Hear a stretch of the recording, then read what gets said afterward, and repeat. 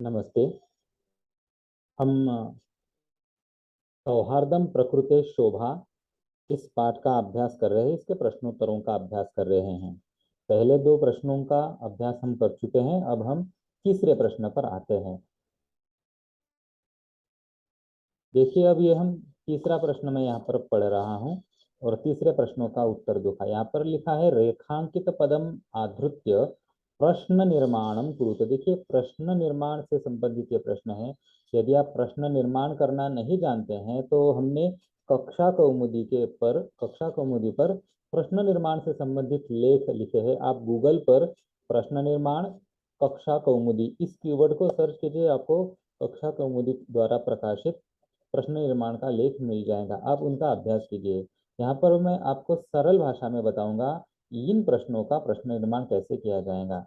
ये जो नीचे 5 प्रश्न है, तो यहाँ पर रेखांकित पदम आदृत्य ऐसे दो शब्द है। मैं इनको आप लोगों के लिए इसका पद विभाग कर देता हूँ। तो रेखांकित पदम आदृत्य, वैसे यहाँ पर तो लिखा है रेखांकित।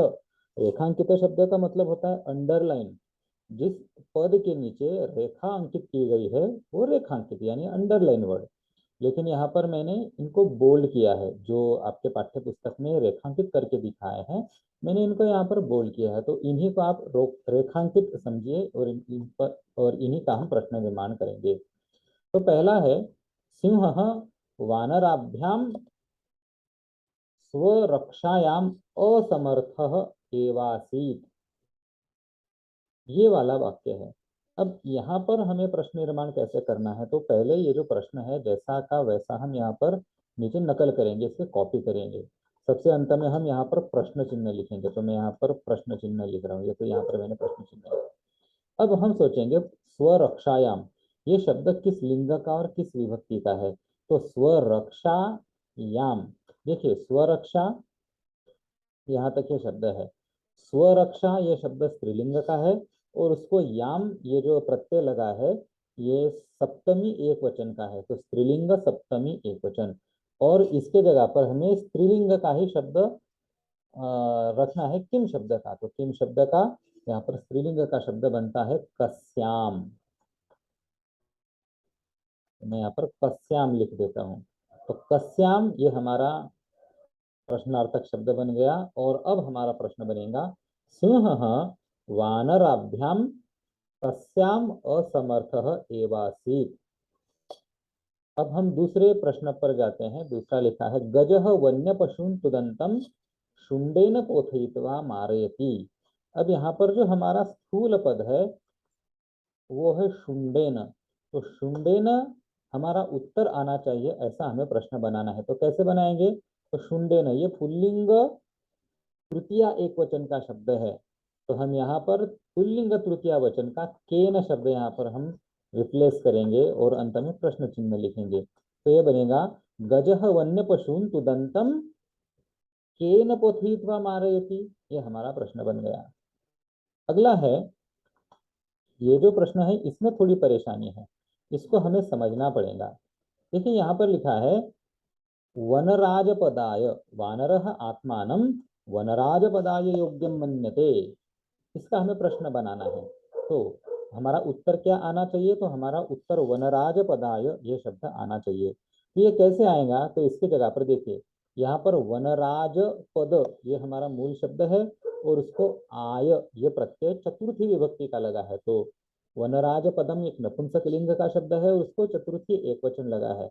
अब किम शब्द का नपुंसक लिंग में चतुर्थी एक वचन तस्मय बनता है। देखिए बच्चों, बहुत सारे लोग यहाँ पर वनराज पदाय का यहाँ पर काय ऐसा लिख देते हैं।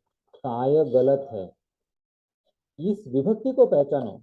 यहाँ पर वनराज पदाय ये जो शब्द लिखा है इसकी विभक्ति चतुर्थी एक वचन है। तो किम शब्द का चतुर्थी एक वचन कस्मय बनता है, काय नहीं बनता है। तो इसलिए हमें किम शब्द के रूपों को याद करना बहुत आवश्यक है। कस्मय, कस्मय योग्यम मन्यते प्रश्न प्रश्नार्थक चिन्ह। अब हमारा प्रश्न बना, वानरः आत्मानं कस्मय योग्यम मन्यते। बंदर अपने आप को किसके लिए योग्य मानता है, यह प्रश्न बन गया। अब अगला, मयूरस्य नृत्यम प्रकृतेः आराधना। हमने जैसा का वैसा यहाँ पर नीचे कॉपी कर लिया है। अब देखते हैं कैसे होगा। तो प्रकृति है ये शब्द हमारा उत्तर आना चाहिए। ये देखिए इसका मूल शब्द कौन सा है, इसका मूल शब्द है प्रकृति ही। प्रकृति, ये हम मूल शब्द है, और प्रकृति शब्द को षष्ठी विभक्ति है, और षष्ठी विभक्ति का एक वचन है। तो प्रकृति स्त्रीलिंग शब्द है, तो हमें स्त्रीलिंग का किम शब्द में षष्ठी एक वचन देखना है। तो किम शब्द का स्त्रीलिंग में षष्ठी एक वचन बनता है कस्याः।